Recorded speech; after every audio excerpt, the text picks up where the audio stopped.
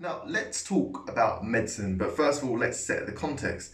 Remember that we're well into the Dark Age at this point. We've had an implosion of Roman civilization, and with it, a lot of information has been lost, and a lot of books and literature has been lost at a time where very few members of the population would have been literate. So a lot of innovations had to be brought into Western Europe or had to be rediscovered again.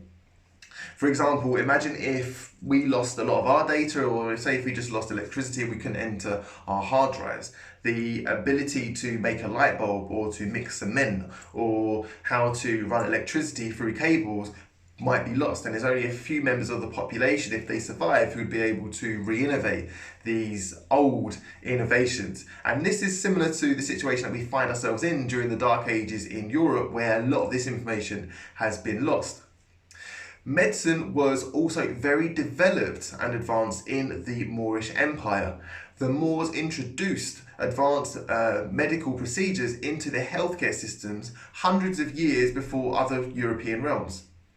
Tracheotomies, a procedure to allow air into the lungs, and relief of eye injuries which were caused by hypertension, were used very early in Moorish Spain and the rest of the empire. Palaces such as the Madinat Al Zahra were constructed, taking up to 10,000 builders to complete.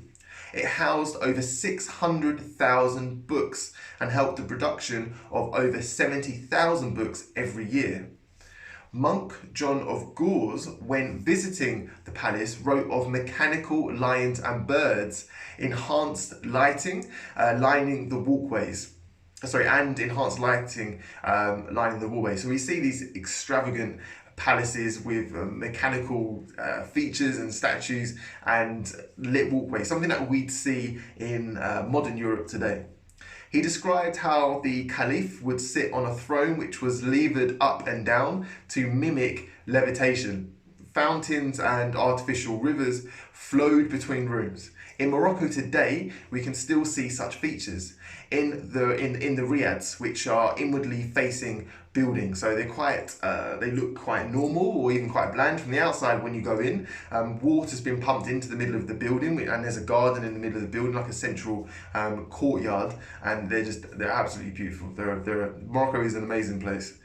The buildings are inwardly facing into a courtyard which boasts water features and beautiful gardens to represent the Garden of Eden and the life which springs from water. Now, my task to you is the Moors brought poetry, love poetry, and the oud, i.e. the early form of the guitar, into Europe, which later evolved into the guitar.